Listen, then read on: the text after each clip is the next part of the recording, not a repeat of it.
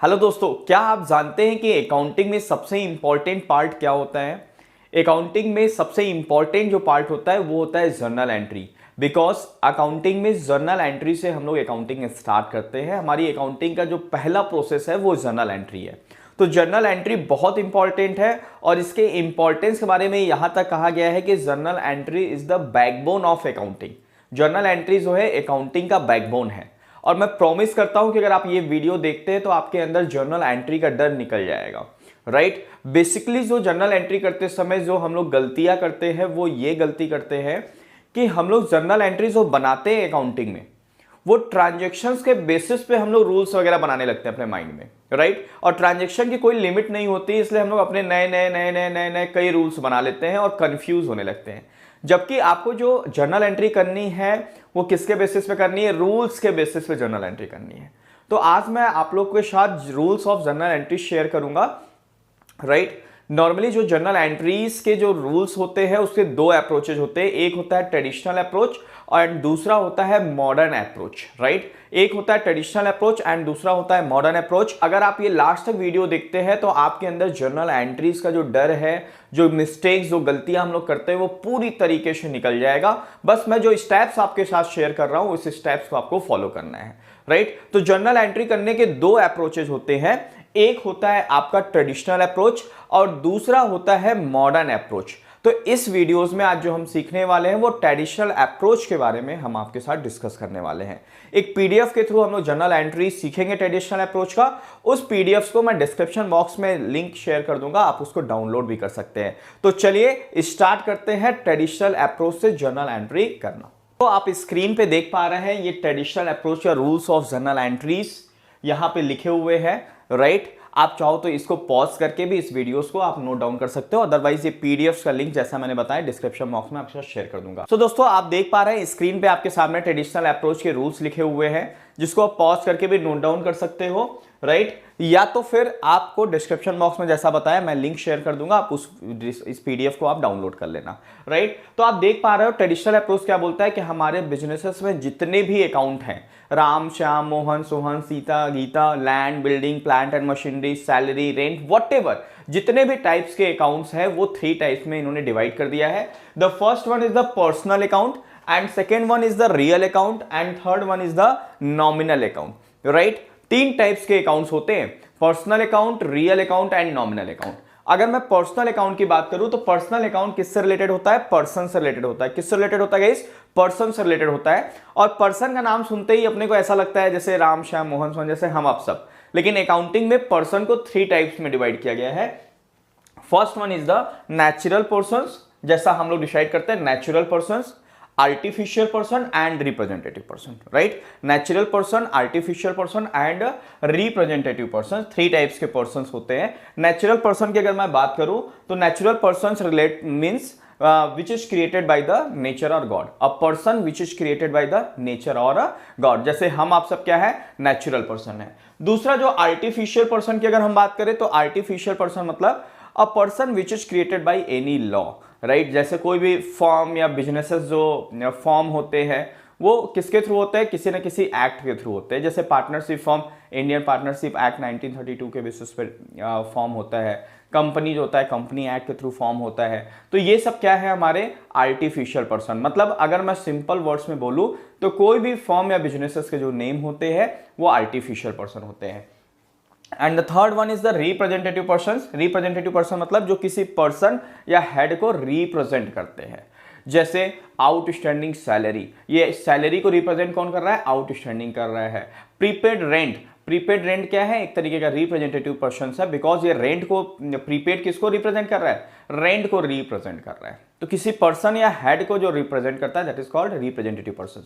मतलब person 3 types के होते हैं गाइस। एक पर्सनल, एक होता है आपका नेचुरल पर्सन, ठीक है, दूसरा होता है आर्टिफिशियल पर्सन एंड तीसरा होता है रिप्रेजेंटेटिव पर्सन। नेचुरल पर्सन का एग्जांपल हमने बताया, जैसे हम आप सब क्या है? Natural person. आपको अगर मैं आर्टिफिशियल पर्सन की बात करूं तो जितने भी फॉर्म्स के नाम है जैसे रिलायंस इंडस्ट्रीज लिमिटेड है ना, अल्फा ग्लोबल इंस्टीट्यूट, व्हाटएवर, जो भी टाटा मोटर्स, ये सब क्या है? ये सब हमारे आर्टिफिशियल पर्सन है। ये फर्म का नाम है, बिजनेसेस के नेम है। एंड रिप्रेजेंटेटिव पर्सन जो किसी पर्सन या हेड को रिप्रेजेंट करता है, जैसे आउटस्टैंडिंग सैलरी, प्रीपेड रेंट, ये सब क्या है, रिप्रेजेंटेटिव पर्सन है। अगर मैं सेकेंड अकाउंट की बात करूं, second account is the real account, second account is the real account. मैं इसको जूम कर देता हूं।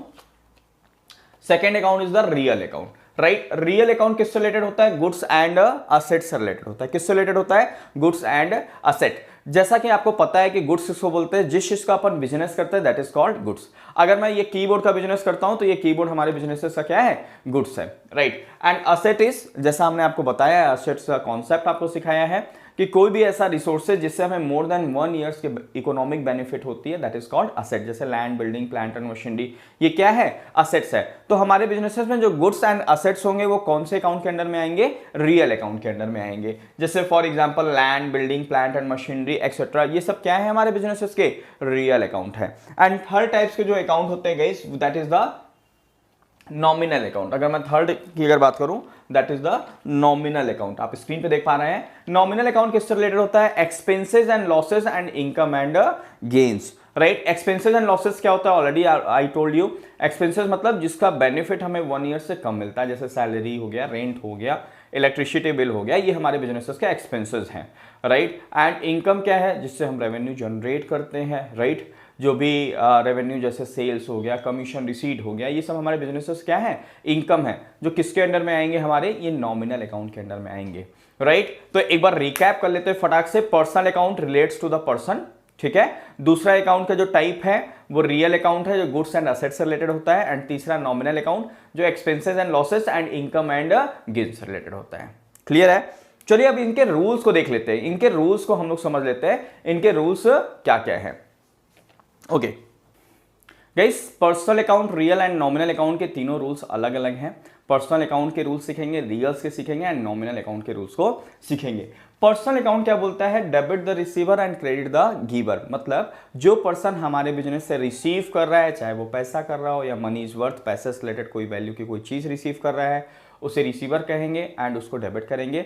और जो पर्सन हमारे बिजनेस को कुछ भी क्या कर रहा है, गिव कर रहा है, चाहे वो पैसा दे रहा है या मनी इज वर्थ, पैसे के बराबर की वैल्यू कोई चीज दे रहा है, उसे क्या करेंगे, क्रेडिट करेंगे, राइट। और एक चीज हमेशा अपने माइंड में सेट करिएगा कि हम जो अकाउंटिंग करते हैं वो बिजनेस के बुक्स में करते हैं, ओनर के बुक्स में नहीं करते हैं, बिजनेस के बुक्स में करते हैं, राइट। तो हमें सारी एंड ट्रांजेक्शन जो सोचना है वो बिजनेस के पॉइंट ऑफ व्यू से सोचना है। मान लो मिस्टर राम है, वो 1 लाख रुपीज बिजनेस में पैसा क्या कर रहा है, इन्वेस्ट कर रहा है। तो मिस्टर राम एक पर्सनल अकाउंट है, वो बिजनेस में पैसा दे रहा है, गिवर है वो, तो उसके अकाउंट को क्या कर देंगे, क्रेडिट कर देंगे। मान लो मिस्टर राम है, वो बिजनेस से 10,000 रुपए रिसीव कर रहा है, निकाल रहा है बिजनेस से, तो उस केसेस में मिस्टर राम क्या हो जाएगा, उस बिजनेस का रिसीवर हो जाएगा और उसको क्या कर देंगे, डेबिट कर देंगे। ओके, तो पर्सनल अकाउंट के रूल्स क्लियर हो गए। पर्सनल अकाउंट मतलब debit the receiver and credit the giver. अगर मैं रियल अकाउंट की बात करूं, रियल अकाउंट किससे रिलेटेड होता है, गुड्स एंड एसेट्स, एंड उसके रूल्स क्या है आप स्क्रीन पे देखिए। उसके रूल्स है debit what comes in, credit what goes out, right. Debit what comes in, credit what goes out. मतलब जो हमारे बिजनेसेस में गुड्स एंड असेट्स आएंगे उसे डेबिट करेंगे एंड जो गुड्स एंड असेट्स जाएंगे उसे क्रेडिट करेंगे। जैसे मिस्टर राम ने 1 लाख रुपए बिजनेस में कैश लगाया, तो ये जो कैश है वो क्या है, असेट है, वो हमारे बिजनेस में क्या हो रहा है, कम्स इन हो रहा है, इसलिए कैश को क्या कर देंगे, डेबिट कर देंगे, राइट। मान लो हमने 10,000 रुपए बैंक में जमा किया, अब हम 10,000 रुपए का कैश हमारे बिजनेस से क्या हो रहा है, जा रहा है, तो इस केस में कैश को क्या कर देंगे, क्रेडिट कर देंगे, because credit what goes out. Cash एक असेट है, वो हमारे बिजनेस से जा रहा है, इसलिए उसे क्रेडिट कर देंगे। एंड नॉमिनल अकाउंट के रूल्स को देखते हैं। नॉमिनल अकाउंट का रूल्स क्या करता है, debit the expenses and losses and credit the income and gains. हमारे बिजनेसेस से जो भी एक्सपेंसेस एंड लॉसेस होते हैं उसे डेबिट करना है और जो भी इनकम एंड गेन्स होते हैं उसे क्रेडिट करना है। क्लियर है। तो आपको बिल्कुल क्लियर हो गया होगा 3 टाइप्स के अकाउंट होते हैं, personal, real and nominal account. Personal account person से रिलेटेड होते हैं, real account goods and asset से रिलेटेड होते हैं, and nominal account expenses and losses and income and gain से होते हैं। पर्सनल अकाउंट के रूल्स क्या है, debit the receiver, credit the giver. Real account के रूल्स क्या है, debit what comes in, credit what goes out. And nominal account के क्या रूल्स हैं, debit all the expenses and losses, credit all the income and gains. दोस्तों कभी भी अगर आप अकाउंटिंग करते समय, जर्नल एंट्री करते समय कहीं पे अगर आपको डाउट्स आ रहा है, मैं आपको जो स्टेप्स बताने जा रहा हूं नीचे, उस स्टेप्स को आप फॉलो करना, आपके सारे डाउट्स क्लियर हो जाएंगे। आइए देखते हैं।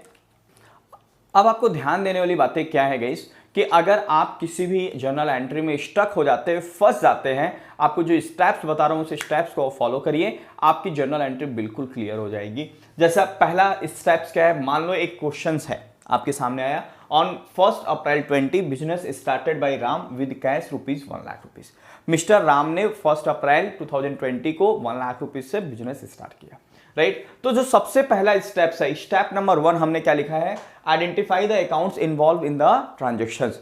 हर ट्रांजेक्शंस में, मोस्टली ट्रांजेक्शन में 2 अकाउंट इन्वॉल्व होते हैं, तो पहले आप ध्यान से ये देखो कि उस ट्रांजेक्शन में 2 अकाउंट कौन से हैं, और ये आपके प्रैक्टिस से आ जाएगा, ये इसका कोई रूल्स वगैरह नहीं है। जैसे राम ने बिजनेस में 1 लाख रुपीज लगाया, तो इसमें 2 अकाउंट हो जाएगा, एक कैश अकाउंट और एक राम अकाउंट। क्योंकि राम ओनर है बिजनेस का, इसलिए उसको कैपिटल अकाउंट करेंगे। तो सबसे पहले आप 2 अकाउंट कौन से इन्वॉल्व है उसको पहचान लीजिए, जैसे मैंने इसमें पहचान लिया। एंड स्टेप नंबर 2 में क्या करना है आपको, classify the involve account into PRN।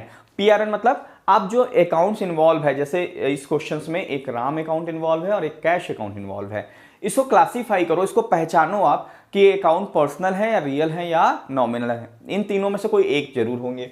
तो classify the involve account into PRN। अब कैश अकाउंट क्या है, ये हमारे बिजनेस का असेट है, तो ये रियल अकाउंट आ जाएगा, कि रियल अकाउंट किससे रिलेटेड होता है, गुड्स एंड असेट से रिलेटेड होता है, गुड। एंड दूसरा अकाउंट जो है वो राम अकाउंट है। राम क्या है, एक पर्सन है, तो ये पर्सनल अकाउंट हो गया। तो हमने इस तरीके से पहचान लिया कि कैश रियल अकाउंट है एंड कैपिटल मतलब राम का अकाउंट एक पर्सनल अकाउंट है, राइट। अब स्टेप नंबर 3 में क्या करना है दोस्तों, आपको अप्लाई द रिस्पेक्टिव रूल्स। अगर वो पर्सनल अकाउंट है तो पर्सनल का रूल्स लगा दो, debit the receiver, credit the giver. अगर वो रियल अकाउंट है तो रियल अकाउंट का लगा दो। अगर वो गुड्स एंड असेट से रिलेटेड अकाउंट है तो रियल अकाउंट रूल्स लगा दो, debit what comes in, credit what goes out. And nominal account से रिलेटेड है तो नॉमिनल के रूल्स लगा दो, all the expenses and losses debited and all the income and gains credited, right.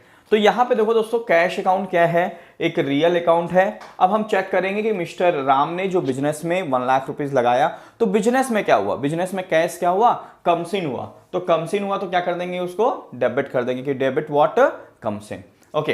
And दूसरा capital Ram का अकाउंट है, personal account है। पर्सनल अकाउंट में क्या करेंगे, चेक करेंगे debit the receiver, credit the giver, कि वो पर्सन रिसीवर है या गिवर है। तो वो पर्सन क्या है, राम क्या कर रहा है, बिजनेस में 1 लाख रुपीज लगा रहा है, गिवर है, तो उसे क्या कर देंगे, क्रेडिट कर देंगे। तो इस तरीके से आप आइडेंटिफाई कर सकते हो कौन सा अकाउंट डेबिट होगा और कौन सा अकाउंट क्रेडिट होगा, और उसको इस फॉर्मेट में, जर्नल एंट्री फॉर्मेट में आप लिख सकते हो। जर्नल एंट्री का फॉर्मेट वगैरह क्या होता है, इसको नेक्स्ट लेक्चर्स में हम लोग डील करेंगे, राइट। इसको आप जर्नल एंट्री फॉर्मेट में लिख सकते हैं। द मेन थिंग्स जो जर्नल एंट्री में प्रॉब्लम होता है वो ये होता है कि अकाउंटिंग को, मतलब कौन सा अकाउंट डेबिट होगा, कौन सा अकाउंट क्रेडिट होगा। तो आप, आई होप कि आप ये ट्रेडिशनल अप्रोच को अप्लाई करके आप इजिली फाइंड आउट कर सकते हैं कि कौन सा अकाउंट डेबिट होगा एंड कौन सा अकाउंट क्रेडिट होगा। आपने रूल्स ऑफ जर्नल एंट्री आपको बिल्कुल क्लियर हो गया होगा, ट्रेडिशनल अप्रोच। एंड आपको डिस्क्रिप्शन बॉक्स में रूल्स ऑफ जर्नल एंट्री का PDF तो मैं शेयर करूंगा ही करूंगा, साथ ही साथ एक 20 क्वेश्चंस का एक प्रैक्टिस क्वेश्चंस भी आपके साथ मैं डिस्क्रिप्शन बॉक्स में लिंक शेयर कर दूंगा। प्लीज आप उस क्वेश्चन को सॉल्व करिए एंड कमेंट बॉक्स में कोई भी डाउट्स है तो आप मेरे साथ शेयर करिए। So guys, thank you so much for watching this video. इसी तरीके से टैली के टिप्स एंड ट्रिक्स जानने के लिए इस चैनल को सब्सक्राइब करिए, लाइक करिए एंड शेयर करिए। Thank you so much.